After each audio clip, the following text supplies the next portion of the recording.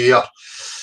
This is about understanding that science does not belong to any institution. It's not an authority. Okay? Science belongs to each and every single individual. Now, the method in which we, prove things to each other comes into the natural sciences, which means you can practically demonstrate any claim that you're making. So that's where people like me come from. There's too much appealing to authority. I hear it continually, even in my social circles. Oh, well, I know an astrophysicist. He would wipe the floor with you. Oh, I know such and such. I know. What the fuck do you know? Well, how about what you know? And never mind appealing to some exterior dipshit. And anyway, I couldn't give a fuck about astrophysicists. Idiots that look at the sky, look at my lights. Oh, 6.5 zillion miles away and 4.6 billion light years away in the galaxy Andromeda of all the fluffy nonsense. Such and such happened. Lunatics. These are the fucking lunatics that are imposing themselves as scientists, and everybody fucking worships them. Oh, they know what they're talking about. No, they don't. They're fantasists, full of absolute nonsense. Okay? I can make any old shite up about what I'm seeing up in the sky. Any old crap. And it's just as much validity as what anybody else is going to say. Okay? So, Andromeda and its galaxies and its moons and all that were created by elves, pixie elves. They're invisible. Prove me wrong. You can't. You can't verify or falsify anything that I'm saying. Because you can't fucking go there. Okay, so science is about individuals understanding their reality, making discoveries and practically demonstrating the claims that they are making with actual, tangible substance. No hairy-fairy. This is the point. People need to separate the sciences and understand them for what they are. Okay, so what we're talking about is the natural sciences, physics, chemistry, biology, the sciences that deal with tangible substance, the things, what they're made of, how they work, what their relationships are to each other, and how we can demonstrate that and show each other it, which is how we have progressive technologies like what we're using right now. That doesn't come from idiots looking up at the sky going, oh, look at that, oh, 6.5 billion years ago, oh. No, that's the religious institutions imposing their narrative of our existence, hijacking the real explorative nature of real science and understanding our reality. They have twisted it and bastardized it into a total nonsense, right? That you can't verify, falsify, demonstrate, scale, or any of these things. The heliocentric globe model is just a concept that came from religious institutions. Its sole purpose was to control human beings, to give them a false narrative of who they are, where they are, why they came to be. Okay? So that you can be controlled, so that you never question any further. Life's just a big accident. Oh, and it's all too complex, I'll never understand it, therefore I just need to chase a job in a BMW and a holiday in Spain for 4 weeks of the year. Okay, so we're not talking about mathematics or astrophysics or any of these pseudoscience bullshits. We're talking about the natural world. So when I start from that base foundation and I address the claims that are being put to me, I was born into this. I was told this is the absurd world that you're living in. A pressurized, nature-defying testicle zipping through a vacuum. That's the claim that was put to me. So when I come back to a base foundation of, okay, I'm a realist, I'm intellectually honest, now I'm going to have a look at my reality and see how these claims hold up. Okay, so first and foremost, what is this? Oh, it's a rock that's flying through a vacuum, right? And it's got pressure, right? Okay, so I'll take that right away. What's my understanding of actual reality? Oh, in order to have a gas pressure, I need some sort of containment. Especially if it's in a medium, like a vacuum. So what do I do? All right, I'll go and I'll understand a vacuum chamber. And again, a vacuum requires a containment as well. So we'll take that as the medium. Okay, right. So what happens when I put a rock in there and I try and squirt air pressure on it and make it... Oh, that's right. It doesn't fucking work. We understand that it's equilibrating with the medium that it's in. Finds its equilibrium. Yes. So right there and then, we know for a fact that claim is fucking hogwash. Okay? Oceans are bending round it. Rivers and stuff are all bending, and it's displaying and maintaining the bend on it. Oh, well, look at my reality again. Hang on a minute. Liquids don't seem to have that ability. Liquids don't have elasticity. Liquids don't have the ability to bond together and display what would require a huge, unfathomable amount of unknown energy to make a body of water convex and remain in a convex shape. That's not what reality tells me. Reality tells me that liquids find the lowest potential energy state, which is fucking equal, a level line in every fucking possible direction. The liquid equilibrates with the environment. That's right. So right there and then we've got two claims that totally destroy the absurdity that is the heliocentric globe model. I don't really need to go any further than that, but I can. So that's the type of examples that I'm talking about when, you know, we're asking these questions about the objective world. So people can say, oh, liquids, it's only a small scale. Well, it's not about the scale. I'm showing you that a liquid does not have that ability. If you're going to claim contrary, if you're going to claim that on some unspecified scale, liquid starts to adopt this elastic property and this new energy that allows it to bend and convection the exterior objects, that's up to you. You need to fucking demonstrate that to me.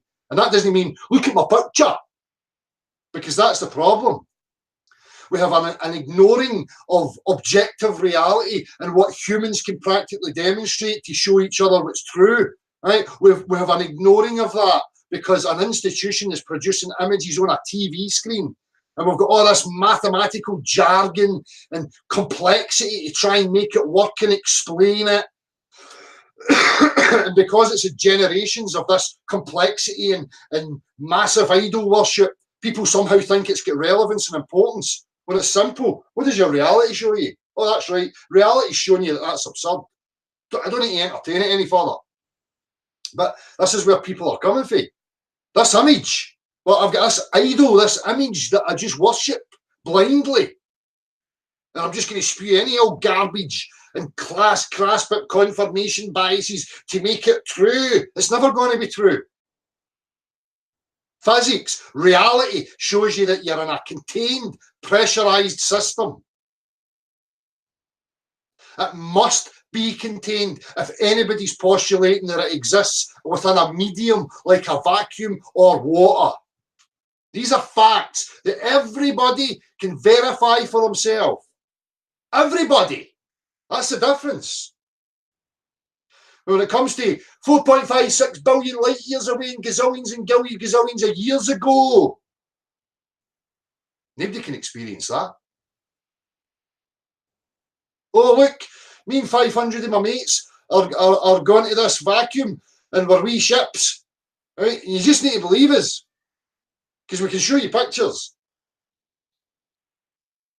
That's like me and 500 mates saying, well, there's pictures of Nessie. Nessie's fucking real because me and 500 of my mates have seen Nessie. Now, away you go to Loch Ness and spend all your fucking dough on the local businesses while you hunt for Nessie. And don't come back telling me Nessie's no real just because you've not seen it. I showed you a picture. That's a fucking nonsense we're having to deal with. So then we move into the mainstream media and how they want to represent people like me. Now remember, I'm a realist. I believe I lived on a globe. I understand now that's utter bollocks. Okay? I know beyond any shadow of a doubt the Earth's plane is a plane. The liquid tells me it. My visuals tell me it. The applied sciences, navigation, construction are telling us it complicitly that you're on a level plane. So practical reality is wrong because of an image. No, I don't think so. So I know that I'm not on the exterior of a fucking potato rock. I know the Earth's level when it's contained. Whatever that containment may be, I do not know.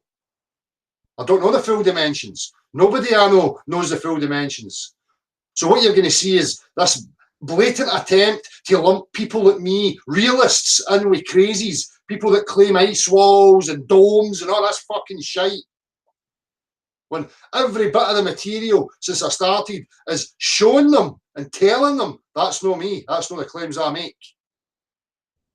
The reality of the situation is we're being fucking lied to about what is this place, what's beyond it, if there's anything. There's military controlled and dominated areas that you and I are not allowed to freely go and explore. That's where we have to get to. No adopting some other bullshit, thinking that we've got to replace one cartoon with another. That's the mentality of a fucking imbecile, somebody that's not quite right. We're in a situation of captivity. We require full exploration. We require the world's populace, or what we think is the world's populace, to be questioning this, to be looking at it as a human endeavour. So, if you continue to adopt these idiotic beliefs and make these absurd claims, you're going to get ridiculed. They're going to continue with that propaganda, which again is why, get right back to the beginning, I implore people not to adopt any of this nonsense, to remain as a direct realist, to be honest and represent the honest stance. People are scared of the honest stance. People are scared to say, we don't know the full dimensions.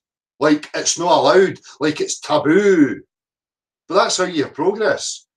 That's when you're at a point of real honesty. When you say you don't know, but you have a willingness to know, and then you have progress.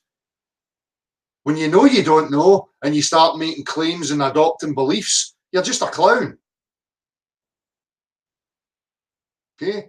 You're either immature and a bit retarded in your thinking, or you're a fucking sellout and you're doing it deliberately. For me, you're just one and the same. So if there's real people out there that think they're doing something good by adopting absurdities and nonsense, you need to give yourself a shake. Did you notice how they come out with practical demonstrations and actual facts about the globe?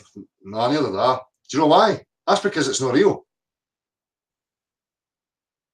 2,000 years of religious priests and oh, we knew it was a globe and blah blah blah blah blah blah. But all we've got is a fucking prosthetic leg with a fisheye camera. Over after 2,000 years. Not 1 inch of measurable proof. Nothing. No practical demonstrations, fuck all. All we have is an image and textbooks like that. Oh, I wonder where I've seen that before. That's right. Every other fucking religious institution in the world doesn't have any measurable proof.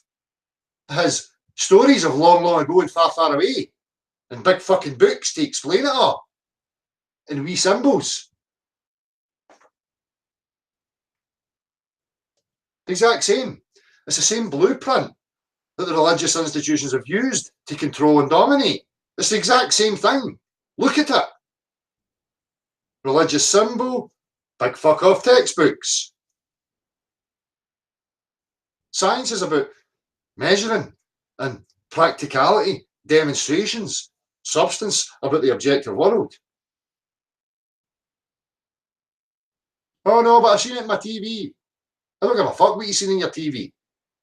What can you demonstrate in the real world? I could show you anything on the TV. Anything.